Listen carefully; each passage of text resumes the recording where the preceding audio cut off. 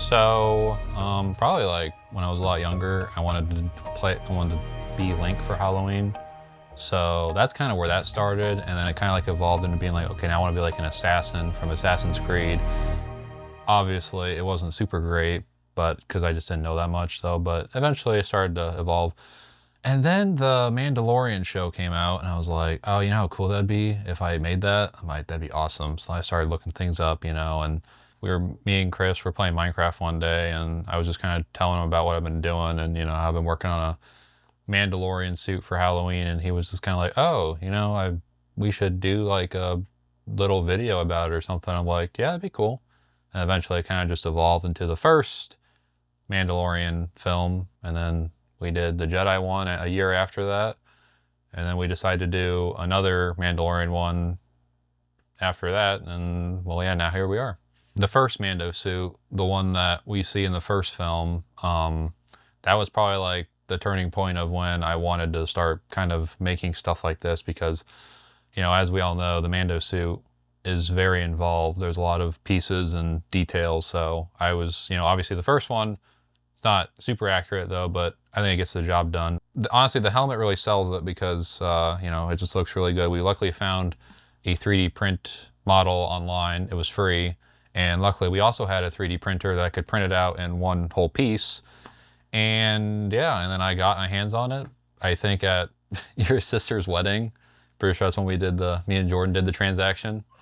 That was funny. That was about 3 years ago, 3 or 4 years ago at this point. But yeah, no, I got my hands on it and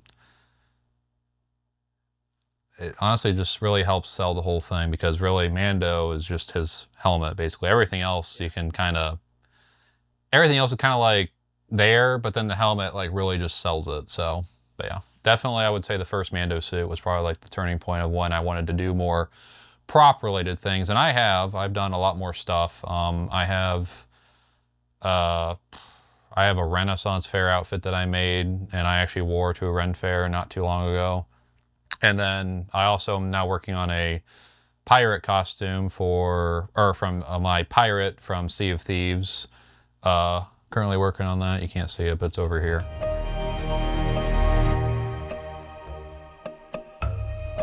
So at least with the first helmet, I found a YouTube tutorial on how to make it like out of cardboard and duct tape. So I tried to follow that, but I actually messed it up a little bit. And I mean, it looked okay, but obviously it wasn't the helmet. And then for this one here, since it's pretty much 3D printed, it's quite sturdy, but as I'm sure everyone has seen in the films, you can definitely tell it is 3D printed because this was like probably my second or third 3D print, I guess. I don't know, restoration would be the right word. Like making like a 3D print look nice. So you can definitely tell like it is a 3D print because there was like still layer lines and stuff I did not completely clear off. I'm a lot better at it now, obviously though, but it just is what it is. But basically for 3D prints at least, once you get it, you can sand it and then also use either like wood filler or Bondo to smooth it out even more. And then also use another product called filler primer, which really helps kind of like give it a nice even coat of just a material. Usually it's used for like car stuff though, but it works for 3D prints. And then you kind of smooth that over until eventually you get it like so it looks really nice and smooth. And then obviously the paint jobs.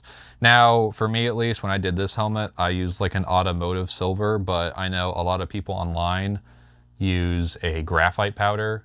Unfortunately, I did not have any access to graphite powder, but maybe someday I will, but we'll see. And then also the visor is just a welding visor I got off of Amazon. But, and then after that, I kind of like went in with some black just to kind of do some of the detail work. Like here is like just black paint or whatever. And then also got the little vent on the back here too. And then the inside is just a bunch of padding and foam. And you can't actually see out of it. It's not great, but you can see out of it. And you can also mostly breathe. It's not great either though, but yeah. Unfortunately though, the helmet is starting to chip some paint off in some spots. You can start seeing gray through it. So it's getting a little beat up and old, but it still works for what it needs to do. Would you say that's like your favorite piece that you've created so far? Yeah, probably, because it's, you know, it's really recognizable. I mean, even from someone who, even people who don't watch Star Wars or know what Star Wars is, they can normally, you know, see it just because of how widespread the Mandalorian was at first. You know, everyone at the time at least knows Baby Yoda or Grogu and Mando. So, you know, if they see the helmet or whatever, they're like, oh, I know who that is. So definitely probably my favorite piece. Funnily enough, it's like literally part of like version 2 of the suit. So this is probably the piece that needs the most updating though, but I mean, it still works and it looks fine. So I guess I can kind of start at the helmet. So for the helmet, at least I have to wear a hat, like a little like beanie knit hat, because I made it so like it's a little loose, or at least like when I put the foam and stuff in there, it's a little loose. So, but I have the hat on, so it kind of fits on there snugly. So then that way when I'm like moving my head around, it's not like, you know, moving more than what my head is, because you get that sometimes. Actually, if I put it on now, you can probably see it. So like when I move, it kind of shakes with me. But then if I have the hat on with that, it won't do that because it's like snug on my top part of my head. So that's kind of also what the foam in there is for. So as for, I will say one thing I have had issues with, and I know you can definitely see it on our newest film, is like the neck. You can really see my neck, which I don't like though, but I got like a turtleneck thing for part of my flight suit, but that didn't really seem to help at all, so it is what it is. But in reality, I should have like a, I don't know, like a better neck thing or whatever, but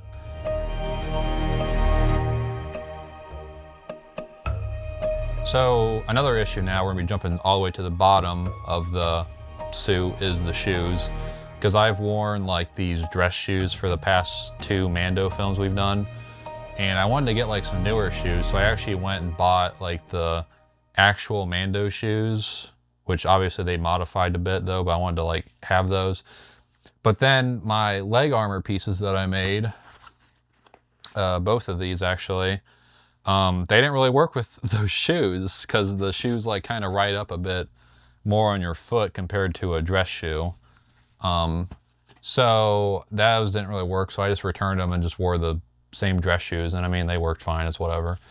Now luckily with the newest film, I did get some new, I guess, underclothing, or I guess a new flight suit. And by flight suit, I mean I just went to Goodwill and found a brown pair of pants and a brown turtleneck, because I wanted a more neck seal thing, and a brown long sleeve shirt that had like a cool front pattern on it. So yeah, basically all the flight suit is, it's just a bunch of clothes from Goodwill, and then also a long sleeve shirt. I guess we'll talk about the flight suit next. So the flight suit is basically a pair of brown dress pants. That's how both of them were actually, both the Mando films. And then it's essentially a layer of a long sleeve shirt, a short sleeve shirt. Basically it's a long sleeve shirt that I cut down, so then it's like a short sleeve, and then essentially a vest. And usually the vest is like where the turtleneck part comes in for the neck seal. That's how both films were. For the second one, or for the first one, I mean, how the vest part was achieved was basically a sweater that I cut down, and then also had like a zipper on it, and then I had like a wrap thing I wrapped around my neck. That was nice. So it's kind of like a scarf. And then for the newest one, it was literally just a turtleneck, so I had to like shimmy myself in there. And then I also glued a bunch of like strips of fabric or whatever, and for like the newest one, it was just like some pieces of a brown jacket I found, just to kind of make it look more, I don't know, like a flak vest rather than a turtleneck. So yeah. And then to stick all the armor on, like for the shoulders and also for the chest plate, it was all Velcro. So it worked somewhat, but definitely like snaps or something would be better though, but I haven't really experimented with that. Velcro works pretty well. And actually a lot of the other stuff too is Velcro, like the leg pieces are also mostly Velcro, and the gauntlets and stuff, they're all just Velcro, so it works for what it is.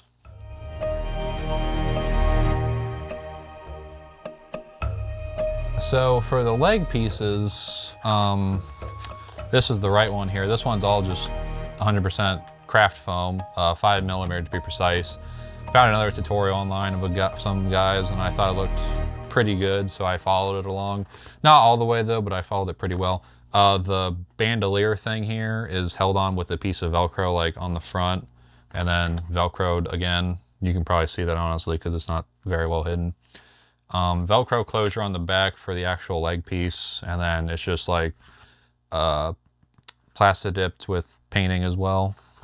Fits pretty well, honestly, so I'm happy with how that turned out.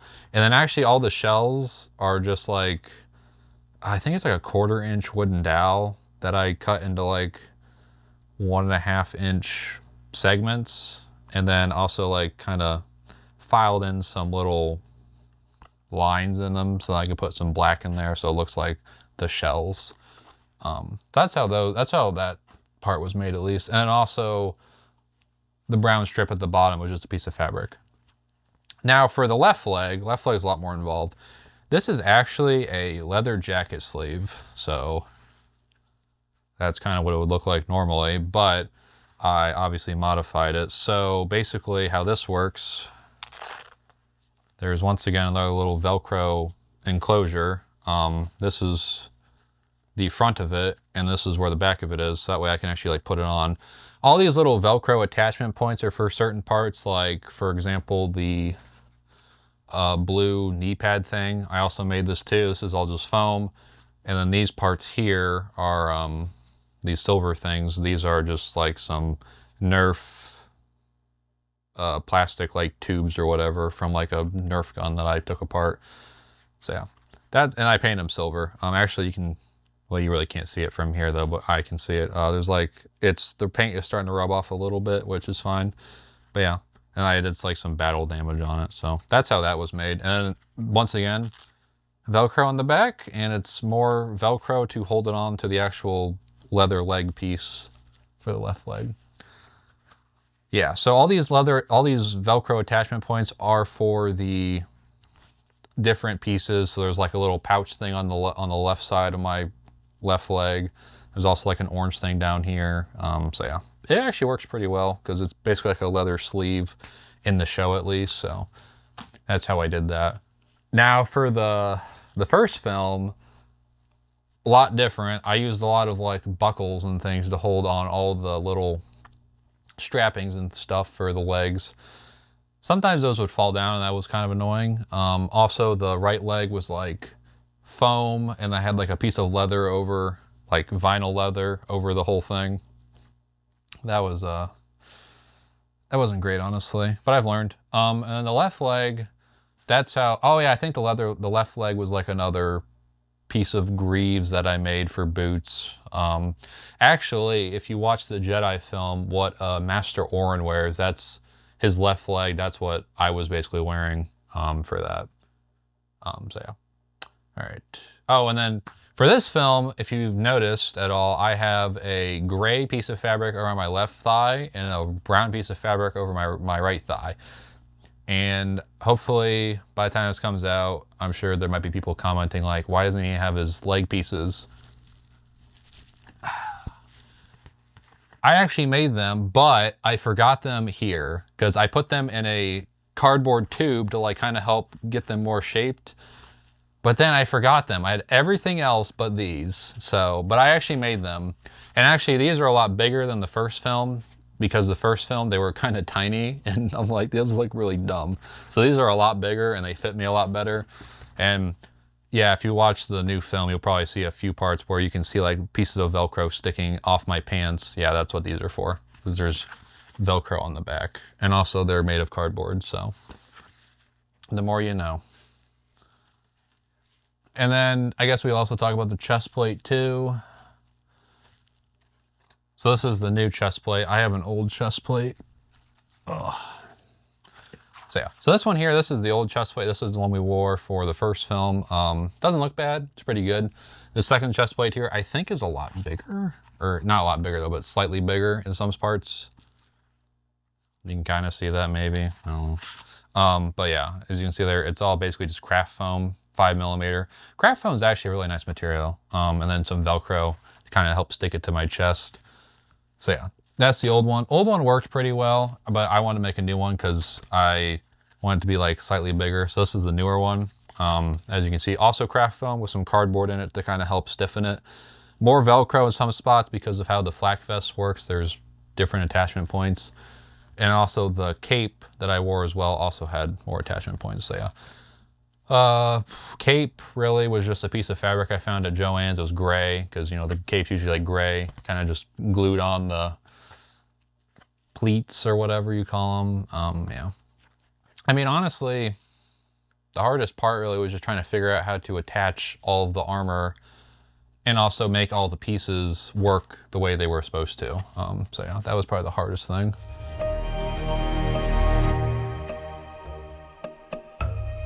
And then I also had to make like a little fob tracker, which we actually use again in the new film.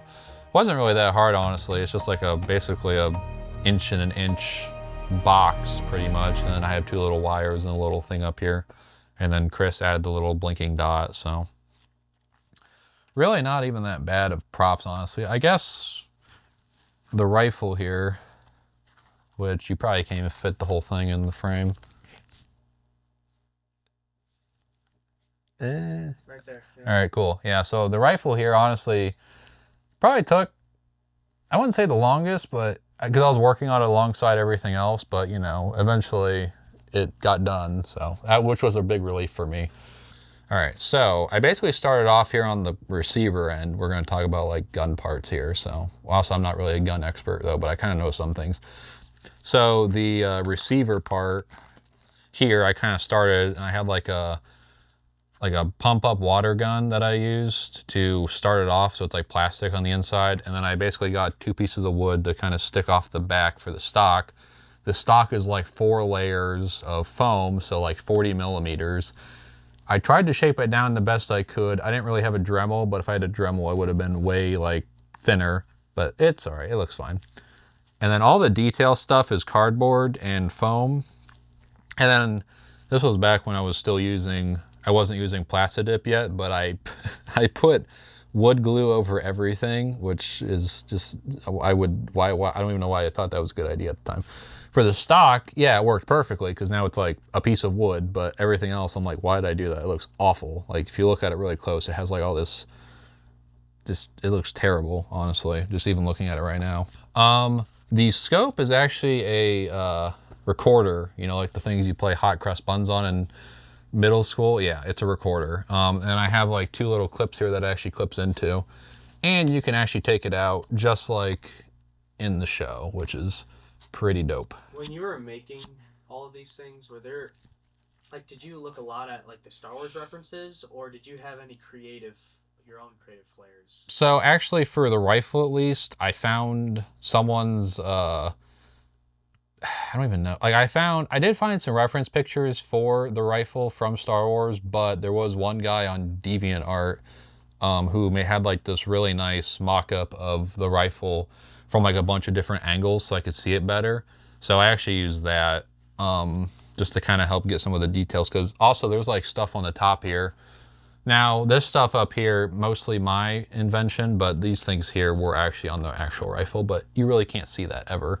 And also another thing too, the rifle normally is a lot thinner, but mine's thicker just due to how things are. It is what it is. Not a big deal. So yeah. So as we move up here, little box thing or whatever, I don't know what it is. Basically a pipe here for the barrel, and then these parts here are wood. That's just how it is. And then I have this piece of fabric here to hang onto my belt up front. And then this one here to hang off of my bandolier belt, like when it's on my left shoulder here. So in the first film, you definitely will see that because I have it on my back a lot, slung on my back. So it worked pretty well. I didn't really have any issues with it, honestly. Now I think getting it off is kind of tricky. I don't really know how the hell they do that in the show. Probably because they use like rubber armor and they don't really care because they have like 20 different suits that they can change into in case something breaks. But for us at least, you know, we only had the one, so definitely made it more tricky. But no, this thing is probably the most involved because of just how much detail there was to it. And like I said, luckily I found a bunch of reference images, so that helped out a lot. And I guess also going into more detail-oriented stuff, I guess the gauntlets are also another thing here too. So we have the right and the left one. These are the newest ones, but I think I've had like 4 different versions of these, which is kind of crazy though, but there's just so much detail on these that it's insane. So yeah. So obviously the right one here has like these little lights on the bottom, but I can't do that obviously because I'd have to run electric, stuff, or LEDs. Didn't want to do that, so I just made it black. All these little details. This is like I think this is the grapple gun. I really don't know. It's something. I might also be a flamethrower here. I really don't know. Sometimes they don't. I don't think they even know. Sometimes they're like, just have it on his right arm this time, not his left arm. Whatever, it's fine. So I think when I was editing, I was looking up references on the flame. I think they actually have the. Yeah, I think it's swapped. It probably is. But I was like, it doesn't matter. I know. I was trying to be consistent with it because I'm like, well, I think honestly, the flamethrower. I think there actually is one part in season 2 where the flamethrower actually is this part here. Like I said, I really don't know. I'm pretty sure this one here is the launch, like the grapple hook. So I think that's right. Now for this one here, this is the Whistling Birds launcher. Obviously, there's no Whistling Birds in there because it's made of foam. All these buttons here, they're actually like little drops of hot glue. So I'm actually quite happy with how that turned out. And this part here is supposed to be the flamethrower, at least in our film. I'm not really sure what it is. Just like this little random box thing. So yeah. These things here also, I had to find some reference images from people that weren't Star Wars. So luckily there were quite a few of them out there. So that was nice. So thank you, random people online, for giving me references for making my props for this show. Stay hydrated, people. These are my gloves here. So basically it's just a pair of like yellow gloves that I wear underneath, and then it's a pair of the cheap $1 gloves you can buy that are like a really nice, not really nice though, but like a work glove, like for gardening or whatever. They're like cheap $1 ones. I just cut the fingers off so you get the fingerless gloves, and then I basically have a piece of some Velcro on the back of this here, so this kind of stays on, and then this plate here is just some foam and some other stuff, and then paint. So yeah, the gloves actually worked pretty well. I liked them. In the first film, unfortunately, they're extremely bulky and it's hard to just do anything because they're just like so massive, and I hate them. Those are actually kind of nice to use. So, and the thing that's nice about them too is that you can have like thinner layers too. Like I think I wore a pair of socks that I cut the things off of, so that way I could like still have my fingers and my thumb. So yeah. I wore those because it was cold up there in Michigan, obviously. So in the first film, this is actually a Nerf, I forget what the gun's called. It's like from the End Strike line, but it's like the one where you pull it back and you like put a dart in the front and you shoot it.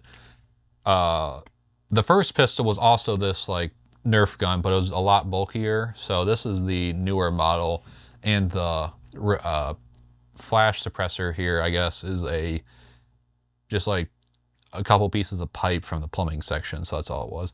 And actually the first one from the first pistol from the first film was like a flashlight piece, but unfortunately I couldn't find that again, which sucks. And the rest of it is just like foam details and stuff, and then I painted it and made it look nice. So I think this one obviously turned out a lot better just because I've learned, but very happy with how this thing turned out, I will say. Unfortunately, I didn't really use it for that much in the film. It's just kind of, at the very end, I shoot twice and then I lose it, so it is what it is.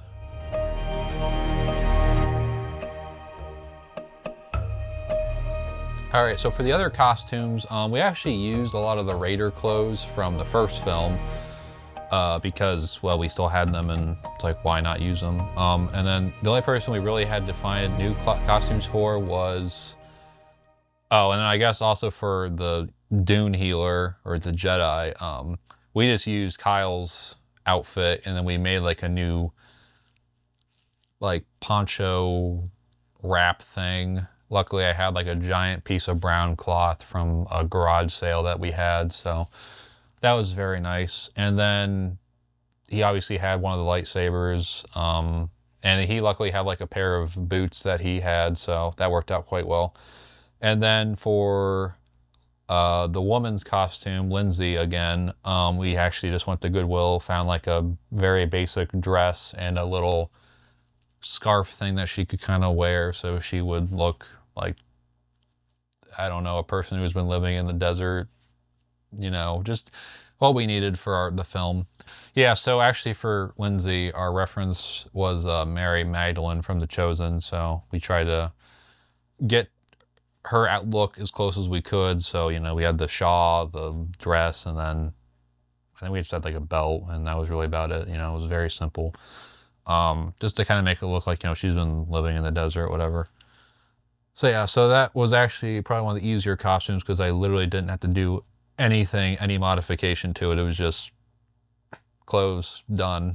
So worked pretty well. All right, finally we have the Sith's costume, which this one here took a bit because we had to like figure out what we wanted. And we kind of wanted like a Dementor, you know, like from Harry Potter. Kind of like this like figure in all black, and he had like this really flowy cloak and a hood. And, you know, he just looked kind of beaten up and disheveled.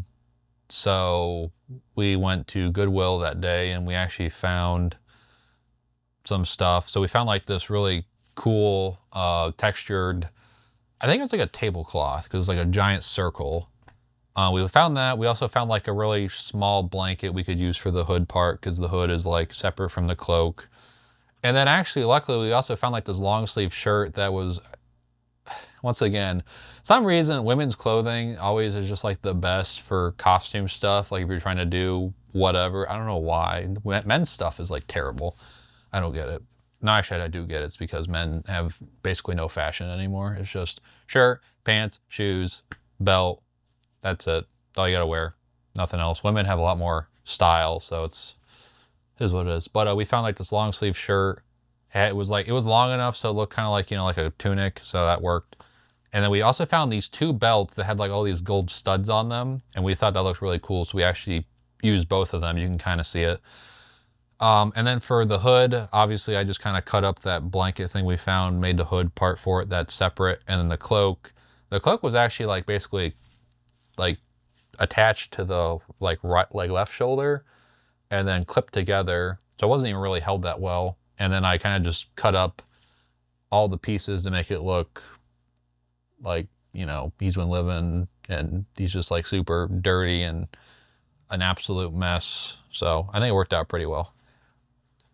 But yeah, like I said, our reference was a Dementor, and we actually used Firefly, which is a Adobe product, to like generate some images for what we wanted, and we actually did find some pretty cool looking things, so that helped out a lot. But yeah, and I think honestly, out of all the costumes, I think Jordan's, or the Sif's costume, that was probably one of the better ones. It just is simple, but it looks good. I'm like, I don't know how, but it works.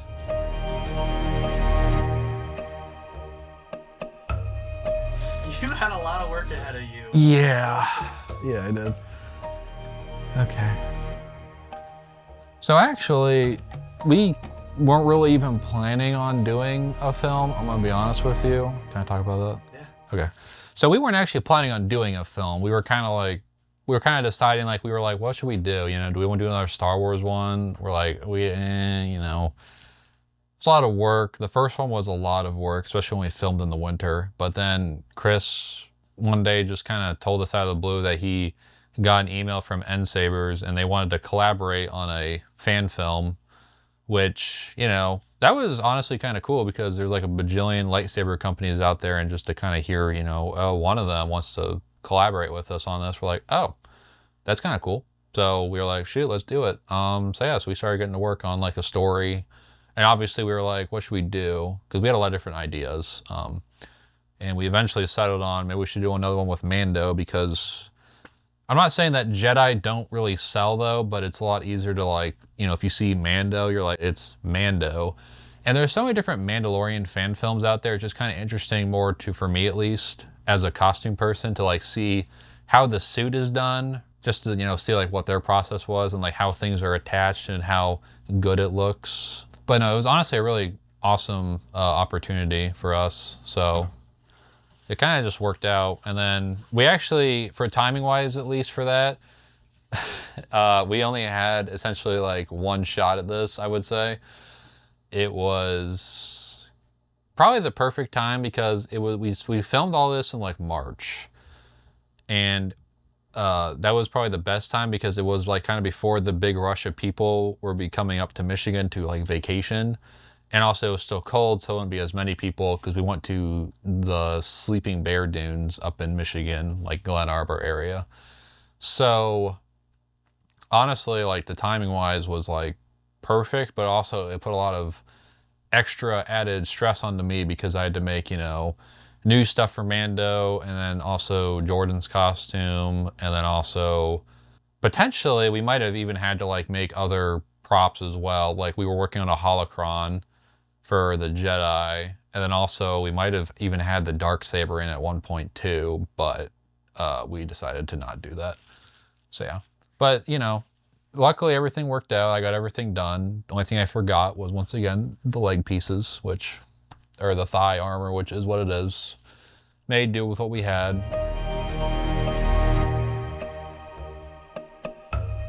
I mean, obviously, when you're wearing any sort of like face covering or helmet, you can't see any part of your face, suddenly you're like not a human. So wearing the helmet, it's a lot more about like the little subtle motions. And even with like the actual actor and the actual show, it's a lot more about his subtle, physical movements rather than like and also his tone of voice rather than his, face, because you can't see his face. You can only hear his voice and also see like what his body is actually doing. And, I mean, it's not fun wearing that stuff because, some parts, well, first of all, it was cold, so I had to wear extra layers, which obviously, extra layers adds more bulk. More bulk means, okay, now this part here that I made doesn't suddenly fit on me. So, actually, before we decided to even film in the winter, we did a screen test with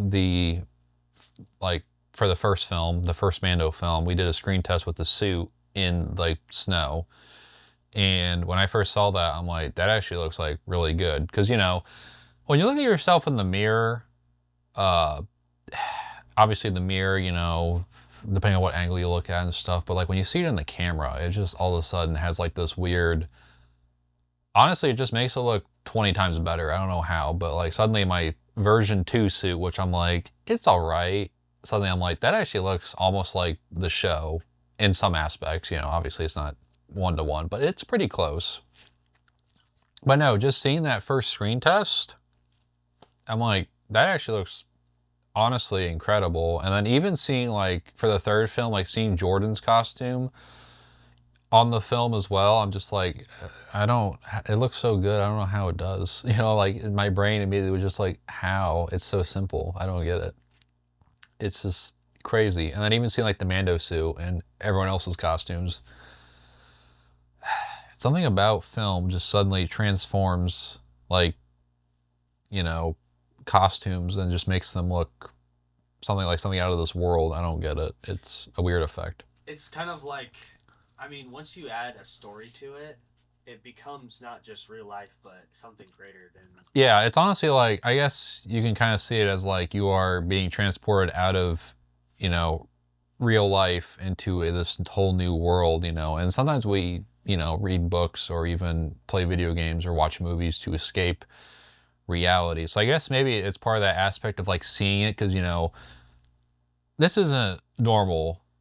Star Wars isn't normal. So obviously for us to see suddenly Star Wars on like, in real life or on a big screen, it kind of just transports you from reality and you're just like, oh, that looks really good. I don't know how. I'm not sure. There's probably some sort of psychological effect with film and seeing things on there, and also maybe it's just because I'm the one who made it, all this, the costume and prop stuff. And when I see it on the film, I'm like, it just suddenly kind of works rather than, seeing it in real life. I mean, even in real life it looks fine, but on film, I don't know, something about it, magical, not sure what.